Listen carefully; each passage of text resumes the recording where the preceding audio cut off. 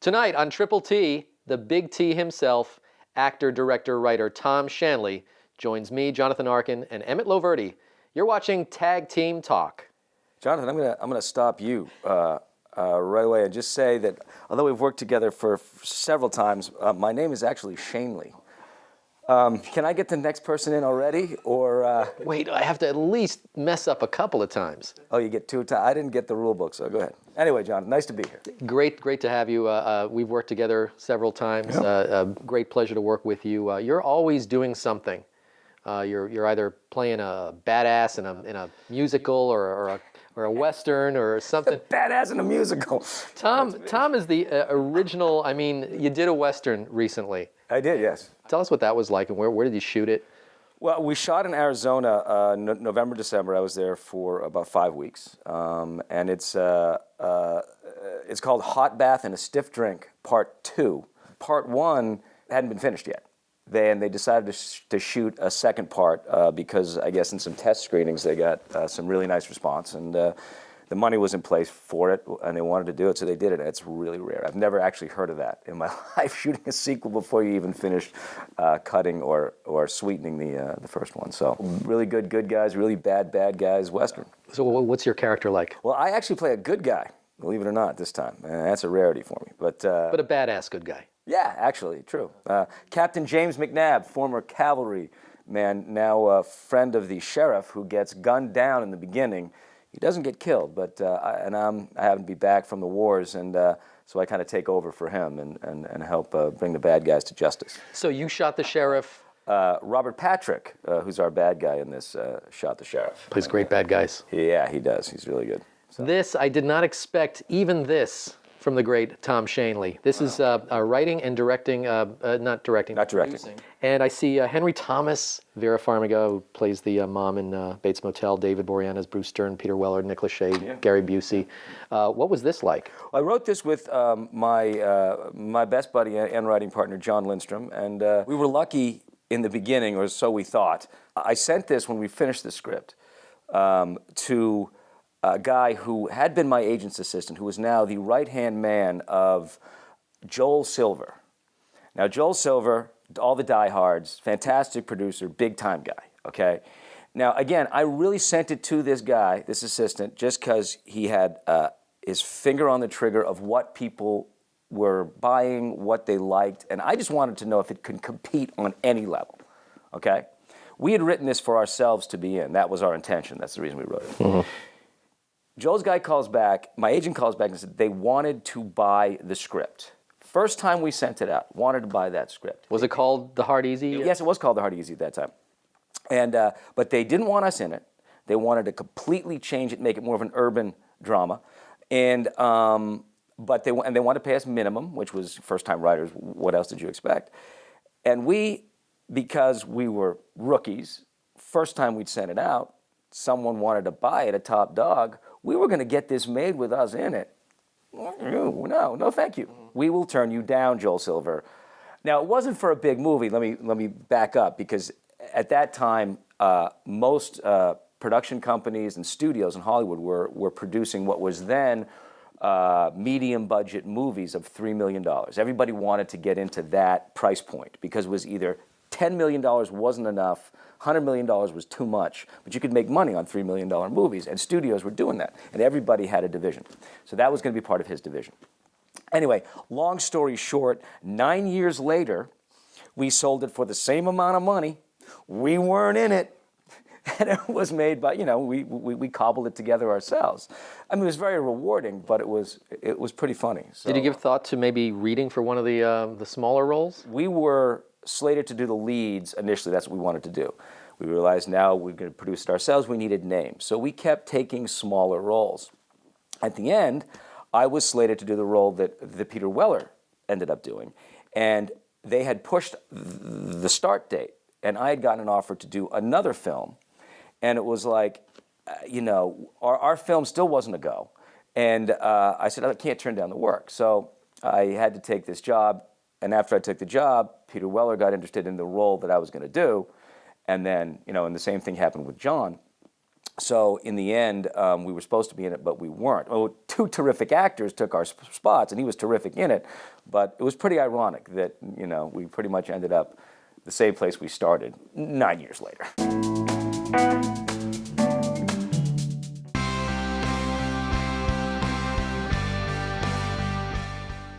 I really need some advice. Hell no. I'm afraid of work. We're all afraid of work. That's why we do this. You must get something out of it or you wouldn't do it. We have a situation. I'm at the end of my rope. I could have an attack any second. Can I get a new brother? You can have this one. You were in that movie with Jake Taffeta and the Talking Mouse. They like to fool around with their suits on. Are you involved in a fur triangle? My whole life was flashing before me. It sounds like you're just not truly committed. Lately, I have been doing sensitivity training at the penitentiary. Where does it end? I will be keeping my eye on you two. I am a good boyfriend. I'm from Pasadena. Drugs? It's like I was floating for the rest of the day. I'm just gonna be more obnoxious. Why don't you go out and get really drunk or something, Are you gonna throw up? Are you guys reporters? You guys brothers. How do you feel about this man choosing golf over you? Whoa.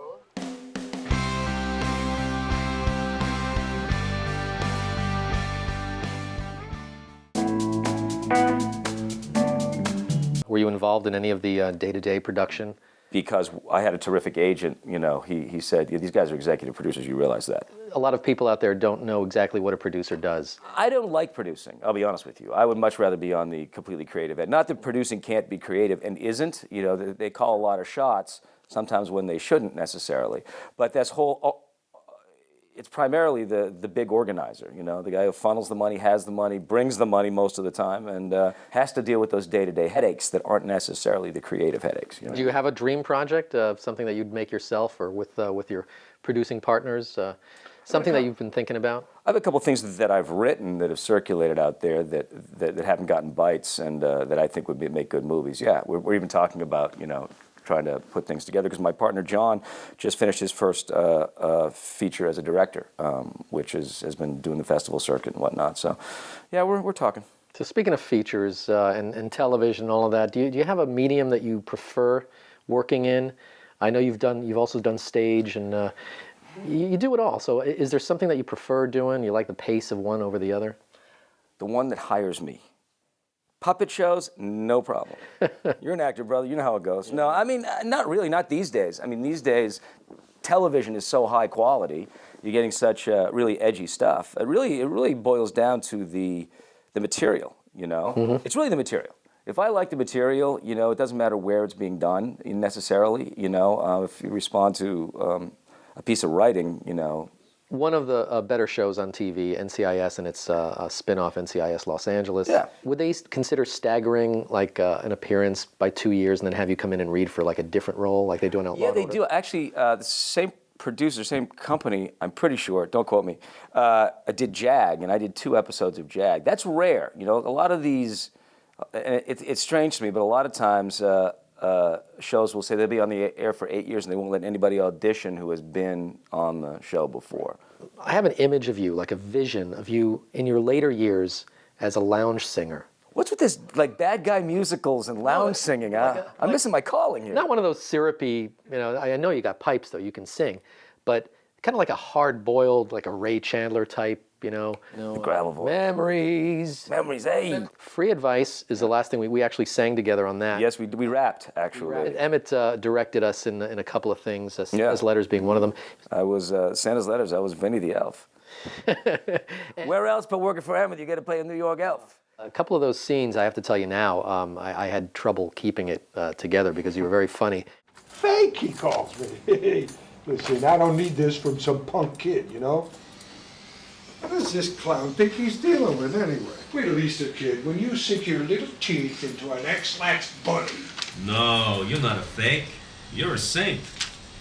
So what if you enter a heat miser for 1,500? Yeah, I paid that off. Well, you take your wife to the racetrack every year. Call it a vacation. Listen, she's about Saratoga. There's shopping. All this kid is saying is that Saratoga would love you if they knew who you were. I'm supposed to parade around in my Santa suit at the racetrack in August? You remember when I filled in for you in a couple of those mall gigs? Do I? Hey, listen, I never got so many MASH notes in my life. Hey, what were you saying to those little girls when you had them on your lap, huh? The point is, people lit up when they saw me in that red suit. I mean, really lit up. When I took that suit off. They barely looked at it. Then when they did, it was with those cold, dead eyes, like when you're riding the subway. Life in the big city, okay? No. Santa Claus is not life in the big city. Santa Claus is the kindest, most generous man that there is on Earth. Unless, of course, he's paying your salary. All right, fine. Yeah.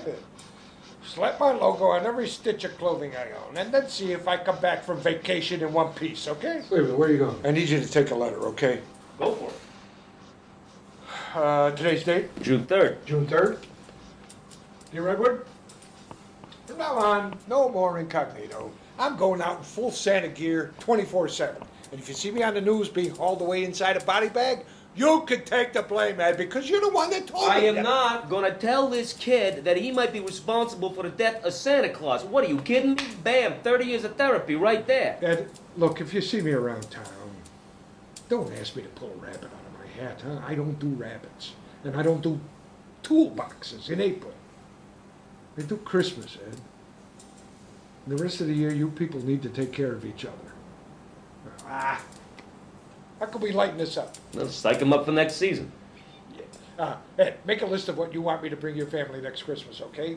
How about some handcuffs for Maureen, huh, to keep her from running away? What's his girlfriend's name? Shanley. No. Oh, Hanlon, handgun, I don't know. Shannon Blunt, that's it. Maybe we can pick something up for Shannon, huh? Ask your ma what she wants next time you see her, okay? Beautiful. I'll type this up. Oh, throw in a glossy, would you? Hey.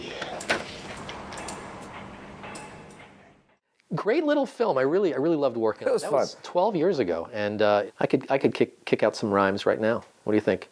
God, no. Give me a. I'll channel like NWA or something. Can you give me one of those? Okay, give me the beat. Where's the tag? Where's the tag come in?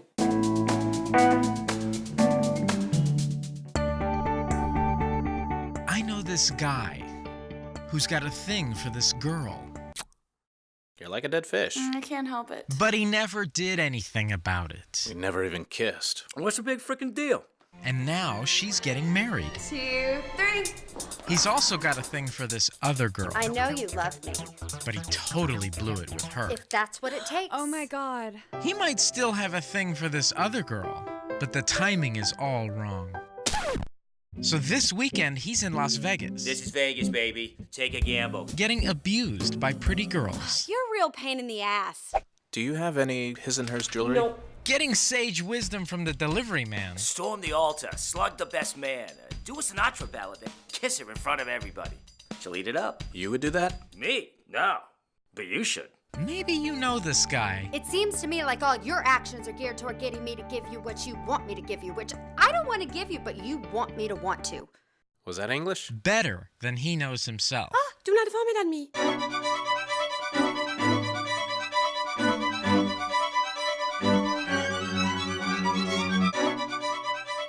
Your imaginary friend is here on the flight?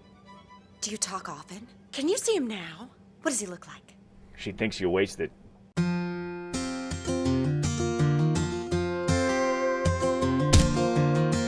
Took a room at low rent. Emmett. I had to save the day. I had to dive in there. Before the rap, pre-rap, that's some nice work. Thanks, appreciate that. No problem. Well, you'd need a whole other contract if you're going to do a rap. Yeah, about that contract. So, Yes, sir. how did anyone convince you to play an elf in a green elf suit? Begging and tears. This is my dream. Oh, this guy's so annoying. No. Oh, no, Emmett, it's always been fun working with you because you kind of let me do what I want to do when it comes to characters. Yes. I wanted to make Vinny a New York elf. waspy guy playing a New York elf. You know, can't go wrong. Of course I'll say yes, you know. And we did another one. Couple more. You were in Snacking. I was. I played the director. I forget his name. The Italian guy. Let me play an Italian guy. Wait, was it Rudolfo Finini? Yeah, something like that. With his 5-reel epic or something like that. The Death of Love, yes. That's the Death of Love. How long is the picture, Mr. Finini? 3 hours, 45 minutes. What? 3 hours, 45 minutes. Could you give me a quick plot summary? Oh, yeah. These two mob guys are out to settle a big score with their ex-partner who screwed them over. There's also this girl with 2 kilos of coke and a dead body in the trunk. Of her car? No, trunk in a bedroom where she keeps her clothes. But there's this body. Is it set in the present? It starts in the present, and then boom! It's the 50s. And then it ends up in the 70s. Daring. Yeah. This flick is going to set the language of film on its ear. Any big names in it? You mean besides me, right? Yeah. I wanted to get Jake Taffeta. He wanted to do lines on screen. I said, no way. He wanted to do cocaine? No, he wanted to say lines. You? What? Do you do anything thrilling? Huh? Like breathe fire? I like to use weird people in my movies. I juggle. How many balls? Actually, I juggle animals. You know, mice, hamsters, little guys. That's great. How many? Up to 5, but I can get 3 going really fast. All right, we should talk. Hey, do you do hedgehogs? Those pointy things? Get you some gloves. I suppose. Beautiful. I'm going to introduce you to my agent. He'll be at the sprawling party tonight. Oh, why do I need an agent? Woman who walks my dog has an agent. Sprawling's after me to remake Alice in Wonderland. I really want to punk it up. Alice with attitude. Yeah, wildly. Like the Queen's croquet scene. I'm going to make that a huge reggae production number with everybody totally stoned. And the Queen's Guards, supposed to be a deck of cards, right? I remember, yeah. Matchbooks. Huge matchbooks walking around in these big fat joints doing cartwheels. And Alice has dreadlocks. Yeah, cornrows. Thing is, instead of croquet, I want Alice and them to be playing badminton with the hedgehogs hitting back and forth. To that roster beat, yeah. Exactly. And you... And then, of course, there is Till You Get to Baraboo. That was a great one. That was a lot of fun. The delivery guy. The ducky guy. Yes. You put me in a duck suit. You got me to wear a freaking duck suit. You should be proud of yourself. But it was green. There's a running theme. That was the hottest thing I've ever been in. Really? Oh my God. That stupid beak that kept it's all about art, baby. So, you ever been alone before? Yes. And did you die? Why, do you have a funeral coupon? Hey, don't knock coupons. What do you know about Baraboo? Baraboo? Baraboo. It's in Wisconsin. I went there a couple years ago for a wedding. Turns out a friend of mine lives there, Kelly Ratz. Male or female? Female. Kelly's the classiest girl you ever met. She was a year ahead of me in high school, and I had this monstrous crush on her. More monstrous than Karen Needleman? Yeah, that was different. You know, Karen owns a little piece of my heart that no one else will ever touch. But with Kelly, I never wanted a girl so badly, man, so desperately. She sounds amazing. Yeah, she was. But she is. I looked her up when I got there. Turns out she's going through a divorce, has a 5-year-old kid. We went to dinner. Still looks incredible. Did you invite her to the wedding? Well, she was already going, so we went together. Man, with her at my side, I felt like king of the planet. Did you do the nasty? She gave me this tour of Baraboo, like it was the crown jewel of Western civilization. They got a circus museum there. Can you believe that? Man, she was so proud of that town. So you didn't do the nasty? I just couldn't see myself settling in Barra-frickin'-boo. Do you still keep in touch? Yeah, loosely. She likes Baraboo. I like Vegas, for now. So you're holding on to something too. But the difference is I have hope. All you got is pain. You're like one big gaping wound. You hope? I hope. No, you don't hope. You fear. Your problem is you're in a tug-of-war with your past and your future. Maybe you should let go of both. When you let go of memories and anticipation, what do you have left? The moment. This moment. And every moment after that. I lived for the moment once. I think I ended up in jail. Now, that's the spirit. All right, here's what's going to happen. You're going to change those clothes. I'm going out of the ATM and come back and get you in 5. Tonight, we're going to make you forget everything you know about everything. How should I dress? Different. People come to Vegas to be who they're not, or to find out who they really are. Either way, that outfit does not work. We had fun. It was a good time. Yes. I saw you on stage playing Mark Anthony. Oh, wow, that was a while ago. Yeah. For the LA Shakespeare Festival. Yeah, that was a great time. That was a great production. 1998, and it was right after, it was about a year after, it was an earthquake in 97. Was that the... no, God, 94. It was 94. Okay, it was 94, right. They were still retrofitting City Hall.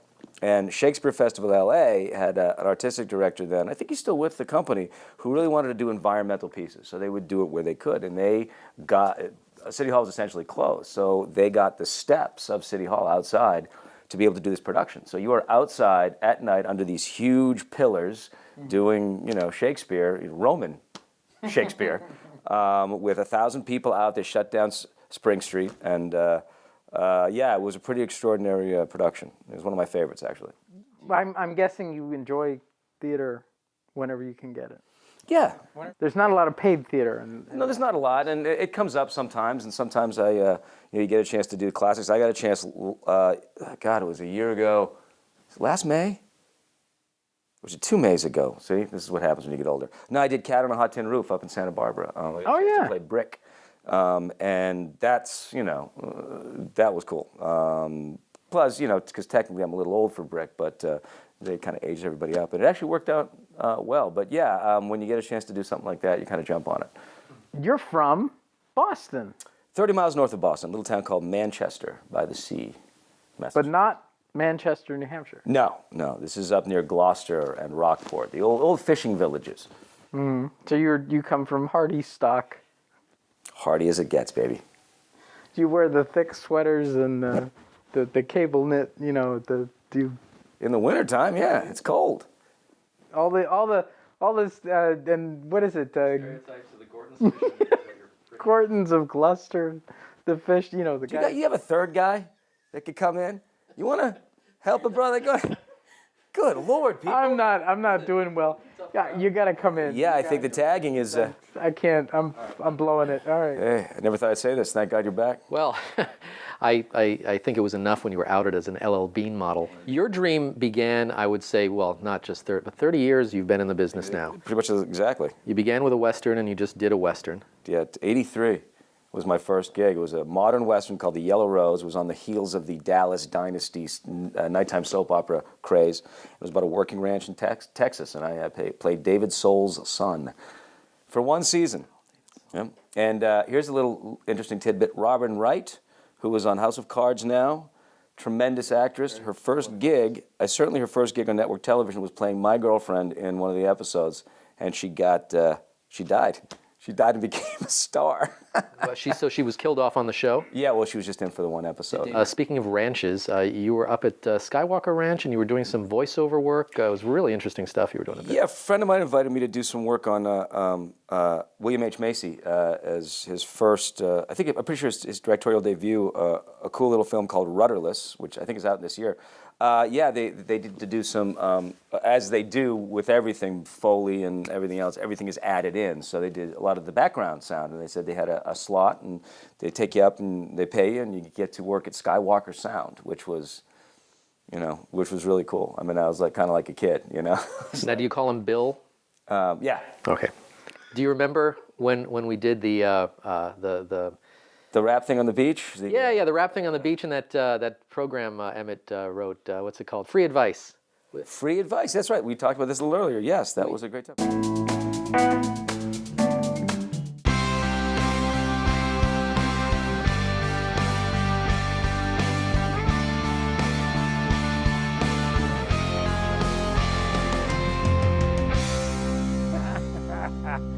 Okay, so what's this?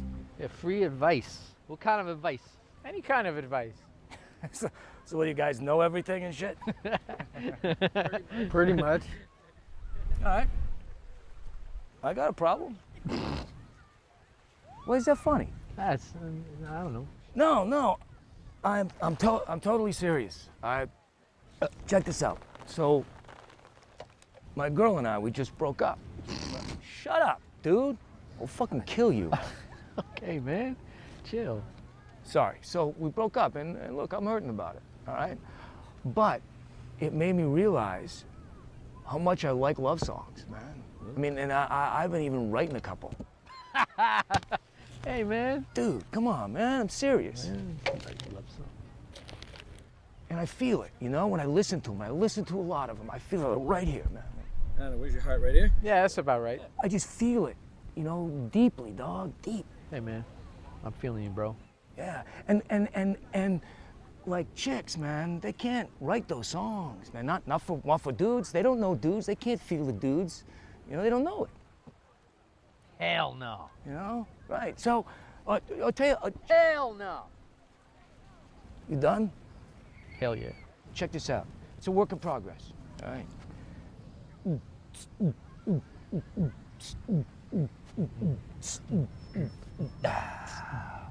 First I hurt you, and then you hurt me. Something, something, something, then you hurt me some more, and then I do you again, and then I kick the shit out of you, but where does it end? Where does it end? Now I'm in jail. Well, now I'm in jail, and I ain't got no money for commissary or bail. Now I'm in jail, and now I'm in jail.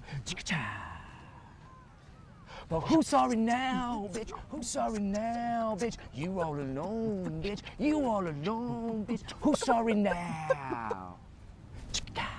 Yeah. Right? Yeah, chick songs be all like, yeah, you hurt me, and you said this, and you hurt me, and you did this, and you did that, and you did this, and this, and this, and that, and then you said that, and the other thing, and then you said this, and then you said, and I said, and you said this, and you said that, and I said this, and you said that, and you were wearing your blue shirt, and it was a Monday, and I was wearing my pink coat because it was gonna rain, and I remember, and then you hurt me, and then you were wrong, so you begging me for forgiveness. Man, chicks be all shallow and shit. It's easy, man. Leave it to him. He knows exactly the chick's point of view. All right, dude, that was good, man. Thank you for the advice. I feel better. Good advice, man. Woo! Lady Gator. That shit was free. Chicks be all shallow. Did we actually give them any kind of advice? No, but look at all the shit they discovered in themselves.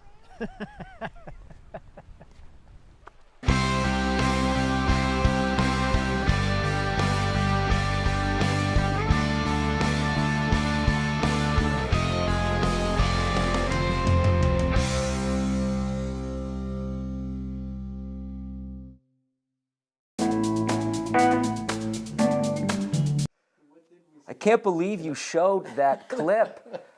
That's freaking me out, man. I can't believe that was you. Yeah, you do anything for, sometimes you got to make a living. Change your look, everything that you do.